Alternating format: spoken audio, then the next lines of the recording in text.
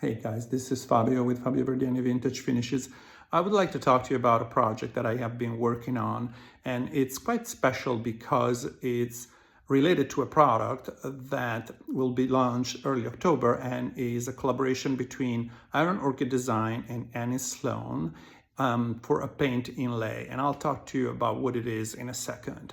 And this video is actually part of a playlist for the Iron Orchid Design Annie Sloan paint inlay collaboration. So if you want to see more videos related to this, you can click on the link below. And so we are going to head out to my porch and I will walk you through different steps on how I went through this project and then come back inside and take a look at the steps to finish the piece of furniture. All right, guys, here's the paint inlay. It's beautiful. It's called Classical Cameo, and it references the ornamental carvings found on the statues, buildings, and furniture of ancient Greece and Rome. As you look at it, you see the different sheets that make it up.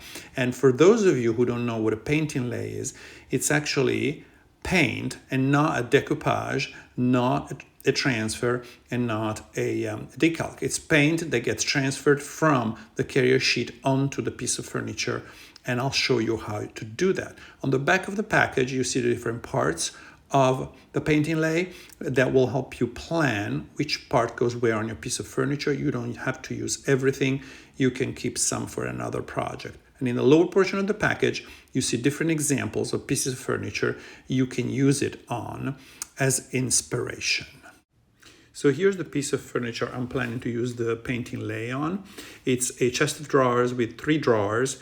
It was painted in a terrible blue color. It had horrible hardware that I'll show you in a second, but it has good potential. It's in a very good condition. I started sanding it. I sanded the top of the first drawer. You can see it's good wood. So it's a good candidate for this project. So the color, this is Annie Sloan color card. Directionally, I'm going toward Colba Green and Country Gray, but I may consider olive or chateau gray as well as alternatives. But essentially, these are the colors I'm thinking of. So let me show you the hardware now. This is the hardware I'm looking to use. I think it's going to fit very well with the piece. It's very delicate. And this is the hardware that was there before. As you can see, it's now very pretty. So the new one will certainly do a better effect. All right, we are back inside, and this is the piece sanded and primed. For sanding, I used a 80 grit sandpaper, and I used probably at least 10 discs because the coat of paint with the blue was so thick that I needed that many. And then I completed it with 220 and then finished with 320. For priming, I use liquid wood because it gives me this very smooth finish that looks like wood, and it also goes very well with the pine, so I don't have that white color that typically a primer gives you when you put it on. And then I put the hardware back on, but I will remove it eventually. It will be useful to have it to plan how I want to put my paint inlay on. All right, some progress on our inlays. I have done my painting part with the Colba Green and Country Gray, as I was planning to. And I started placing some of the stripes in the parts of the inlay on the piece of furniture. Actually, the one in the middle is actually almost done. I wanted to do a test, and the one on top and the bottom is only placed and not pulled yet, and the cameos are still in planning mode. So as you can see, I use the frog tape to help me, and I want to show you on the top the different parts that I'm planning to use. You can see I made marks on the piece of furniture to help me figure out how I want to distribute the different parts. And the planning is very important. As you plan, you need to remember that the part with the paint will go over the piece of furniture. So just remember that. And so I think we're at the point where I can show you how to put down a paint inlay. All right, guys, we're ready to go and put it on. So this is practically the first time I do it. I tested it with one below and essentially, but I'm learning as you are. But it's very easy and the instructions are very clear. So we will test it on these stripes here at the bottom. As you see, I have drawn a line that will help me figure out where to put it. and my head is going to disappear practically from the video, and you're going to see my hands most of the time. First of all, before I get started, I want to call out that I have 5 important tools here close to me. One is a spritzer. The second, to keep the moisture. The second is a paintbrush, an Annie Sloan paintbrush that I have been using actually for all of this. I didn't use the oval one because I want it to be very even, and so I used this one, which I really like, and it's really helpful in the details. So then I have obviously the color that I'm going to use that is going to create the layer of paint underneath the inlay. I have a shop towel that is moist, and I will keep moist with a spritzer, and I have a roller that will help me push the inlay in. So let's get going. So there's 3 stripes. I'm going to use the bottom line of this stripe to align with the line that I have drawn, and then I will continue and repeat the same exercise on the other side. Okay, so get this out of the way. Moist my paintbrush, get some paint here, and here we go. Now, obviously the line disappears, but I'm using the borderline references that I still have to help me. I like to put some moisture, additional moisture here, to make sure that I have enough moisture that helps the paint inlay get in. And then here we go. So I'm going to use this reference, which is barely visible, but it's enough for me. I don't need more, and I am going to use it as a reference here. And then I am putting the paint inlay down.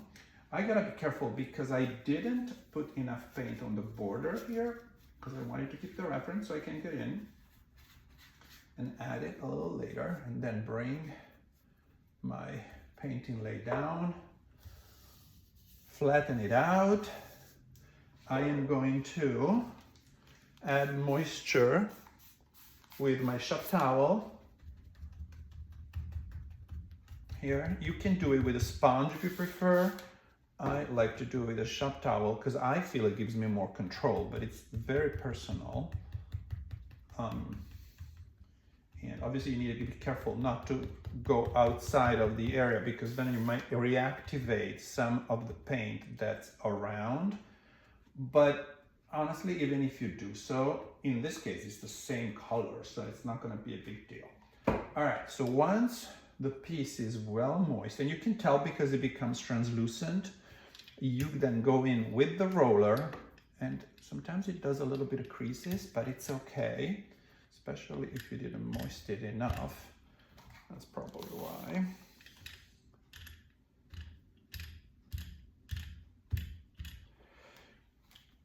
Then I go in with the roller and I make sure that it's well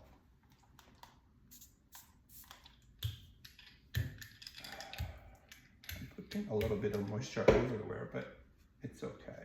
It's not the end of the world. It's very forgiving.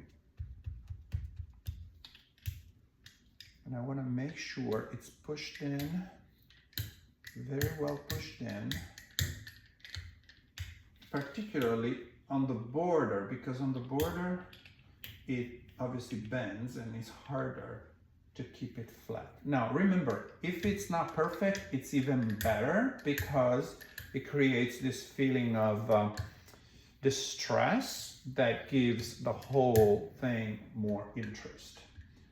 All right, so I'm gonna pause the video and then we start with the next piece. All right, everyone, it's time to see how we're gonna pull those paint inlay carrier sheets and reveal what's underneath.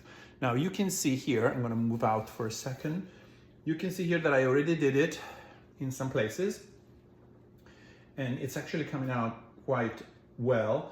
There's some traces of the paint underneath, but I like that because it gives me some distressed look.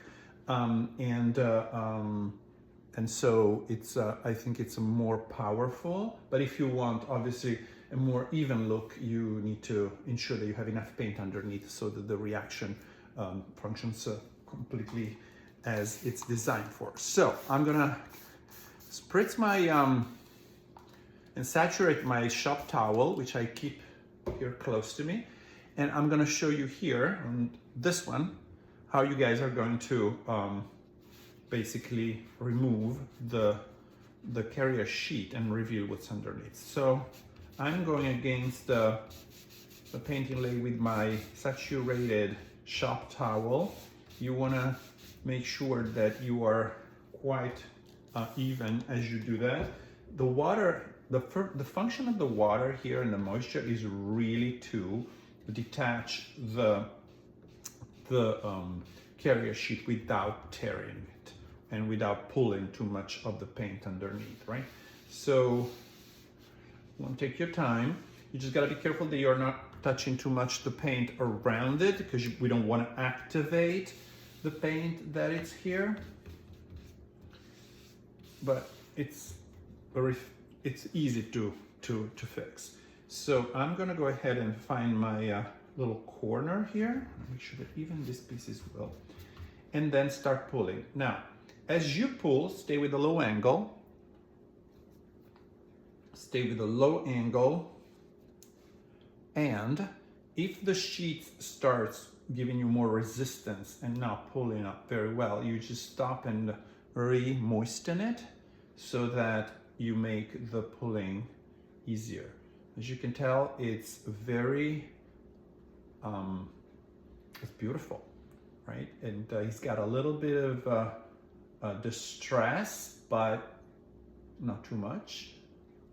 And I'm continuing here. I said I was gonna do it at a low angle, and I am not, but you should. And then I get to the end of the stripe. I'm gonna set the stripe aside with the painted face up for drying, because I can use it on another project. And then I'm gonna continue and repeat the exercise there, okay? I'm gonna finish this, and when everything is done, I'm gonna show you how we're gonna seal it. All right, so here is the finished product after pulling the paint inlays. A couple of words about the sealing, which is in 2 steps. First, protecting the inlays by spritzing them with a 50% combination of water and Annie-Sloan lacquer in matte finish, to ensure that when you go to the next step, which is brushing them with a foam brush or a regular brush and lacquer or wax, I did lacquer, they don't smear or you don't reactivate the paint. And so the first step is very important, and the second step gives a very nice lacquer finish. By the way, I also did a dry brushing in French linen before the sealing. And here is the view of the piece from the front, from the top with the 2 cameos, and then from the side with 1 cameo on each side. And here are the products that I have used. The beautiful paint inlay by Aaron Orchid Design in collaboration with Annie-Sloan. Annie-Sloan chalk paint in Colaba Green, Country Gray, and French linen. And then Annie-Sloan chalk paint, lacquer matte finish. Thank you everybody for listening to this video. And I hope it was helpful. And a big thank you to Aaron Orchid Design and Annie-Sloan for this beautiful paint inlay collaboration. This is the piece, final result. And by the way, it's going to be called Mémoire d'Adrien, inspired by Marguerite Yourcenar, who wrote this beautiful book. I highly recommended it. And we will be staging this. I'm playing around with staging, and I hope you enjoyed it.